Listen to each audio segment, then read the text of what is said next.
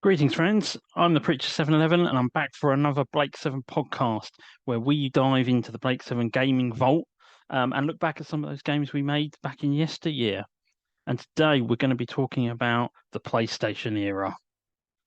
This is something that it's actually been quite difficult to talk about until recently because there's basically been nothing I could share with you beyond sort of reminiscing around stories. But a couple of months ago, you would have seen if you follow me on the Twitter, um, I actually found a an old chemical DVD buried away in the loft, half liquefied, falling apart, that I was able to, after some weeks of trying, access and salvage some material off of. It contained some of the 3D models and bits and pieces used to make some of the PlayStation games we made. So what we're going to do today is we're going to step inside the squeaky gaming door vault and talk about the PlayStation years. So for a bit of historical context, back in the early 90s, we were mostly making Blake 7 games using the Commodore Amiga, a brilliant platform for game making. And we made, after a bit of a shaky start, it's fair to say, we made a raft of 8-bit, top-down, side-scrolling, jumpy shooters, all sorts. Made some of my favourite Blake 7 games. In fact, we made one called Blake 7 Trooper that I've tried to replicate many times over the years, where you played a Federation trooper going off on missions for Serverland Space Command. It was great fun. We had some games we played as the Liberator and the Scorpio, flying around the galaxy shooting things. They were quite basic, but for the time, they were great. The only challenge you ever had back in those days, pre-internet, was distribution of such games. You were reliant on sort of friends and shareware fairs, bits and pieces like that. So it was quite tough to get the ball rolling, but in the end, we got there. But by 1995, the game making landscape had changed quite a lot because Commodore and the Amiga died. Commodore, the company, made some bad investment choices, bad tech choices, and the company basically fell apart. At the same time, and contributing to that as well was the rise of games consoles, the Nintendo, Super Nintendo, Sega Mega Drive, PlayStation, Sega, Saturn. All of those things were on the rise. So it was a really changing landscape. And as everyone was migrating onto new platforms, one of the problems I, as a game maker, found was most of these new bits of tech didn't really allow for game making. They were consoles with solid state cartridges, they were CD driven devices, and there were no tools or development ways to actually make games for these things. So that kind of mid 90s bit as a game maker was a bit depressing because there was nowhere to turn. The PC was on the rise as a gaming platform, but hadn't really taken over everywhere, and also didn't really have many great tools for the making of games yet at that kind of period.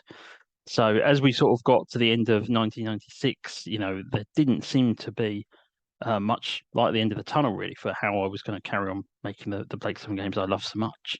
But then in 1997, it all changed. So in mid 97, Sony brought to Europe something they'd soft launched back in 96 in Japan, which they were calling Net Euros. And it was a dev kit in a box. It was a black Sony PlayStation that came with cabling, software, bits and pieces that you could connect up to a PC, and you can actually write games for the PlayStation, which at the time was kind of the apex gaming console. It had everything. It had full 3D games, first-person shooters, driving games, space games, you name it. So the potential for that looked amazing, and some of the early videos that people had been putting out of games they'd actually made, it had potential. It didn't look earth-shattering, but it looked good.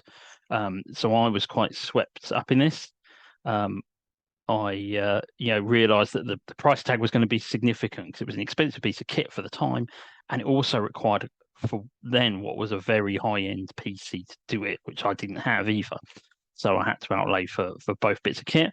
So I scraped up my last remaining kidney, my last remaining bar of black gold, went to see somebody and saw if I could jump on the waiting list early and maybe get my claws on one of these things. So yeah, went and saw some shady tech types, and before you knew it, I had my Net Euros and was really, really excited about the potential of what this could do.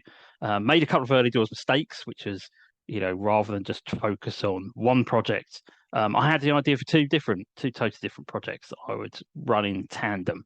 And bearing in mind, it was a new platform with new requirements. I'd never built anything in proper 3D before, so I'd need to learn modeling as well as learning the coding that would be required for doing the game console full stop, because it would be remarkably different from the Commodore Amiga. And also, I imagined the process would be easier than it was, and it turned out that the actual using the net rows to make anything was a lot more problematic than I'd imagined. But anyway, so I set about making two distinct games, and we're gonna talk through what they were. If you're watching this on the YouTube rather than just listening on the podcast, you'll be able to see some of the imagery I've been able to scrape off those dead chemical discs I mentioned, which is the first time some of these have actually been seen since sort of 97/98. So here we go. So the first one we'll talk about is Blake 7, the FPS. It was the one I started first. So the idea was to do a first-person shooter where you would walk around as a member of the Liberator crew. I was going to be unspecific as to who you were playing as. It was going to be your imagination. So walking around as a member of the Liberator crew, Liberator gun in hand for a number of levels, very Doom style, finding keys, opening doors, that sort of stuff. But I quickly found that the limit on the amount of objects you can have in the world would prove quite taxing. So originally I envisaged full 3D people, 3D environments, 3D everything. I made a 3D Liberator gun that you would hold, and then like I say, you would make rooms and environments and whatever. But I found that basically that it was all simply too difficult and couldn't run it at the speed needed. It was very clunky, very slow. So I opted to almost go a bit back in time and a bit retro and do, if you've ever seen Doom or Wolfenstein, go Duke Nukem, even go back to doing 3D environments, but two-dimensional enemies. So I made 2D Federation Trooper as the enemy that animated, that walked, that could turn left, turn right, but it was all 2D sprites. To put that in, and that did solve some of my technical problems. Interestingly, the 2D Federation Trooper is the most reused asset for a game I've ever made. That same trooper is the exact same sprite that would go on to be used in more recent years on the Android games I made. So if you've ever played from a few years ago, the Android Blake 7 FPS on a tablet or on a phone, and you've come across Federation Troopers, that is the actual same trooper, right from the PlayStation era. If you've played the even more recent Blake 7 the games, the side-scrolling 2D games on tablet, then again, it's the same sprite. That guy, I got a lot of mileage out of that guy. So yeah, so that's been a consistent survivor. But the game itself did not play well. And I think I only ended up burning sort of a couple of discs as examples for people of where it could go, but I did more or less end up giving up. It was never a finished game. I think there was sort of 3 maybe levels, and then it ended. It was simply too difficult. So again, if you're watching the video version of this, you would have seen the Liberator gun and the Federation Trooper sprite. That is all that remains. There was nothing else salvageable on the disc. None of the environments were there, and they weren't great, to be honest, anyway. There was a lot of bland, white-looking Federation corridors. I think I tried to do some of the sort of corridors and science lab design from Project Avalon, and a level a bit based on Countdown as well, with a kind of sort of red-hued corridors as well, but that's all there was. At the same time, I was also working on another game called Liberator, which was basically going to be a space combat game. I imagined us whizzing around the galaxy playing as the Liberator, shooting Federation ships and going around and doing that, visiting other worlds and places like that. But I soon found again that the limitations of the hardware were such that it was limited what I could achieve in that regard. So I set out for a game that's what you call like an on-rails shooter.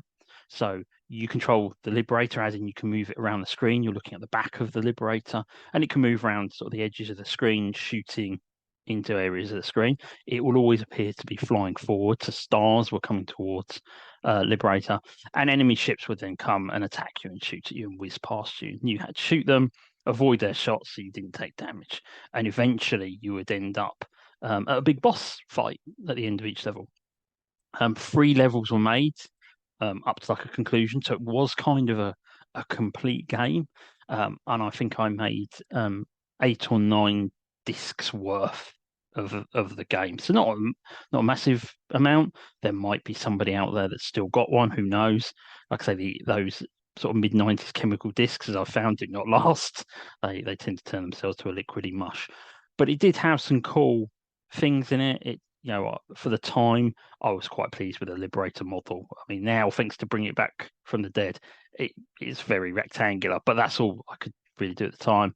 We had 2 flavors of pursuit ship. There was like a standard pursuit ship, as well as a Starburst class one, I called it, based on the show, which was silver, different wing shape, and was basically just a harder or more elite enemy.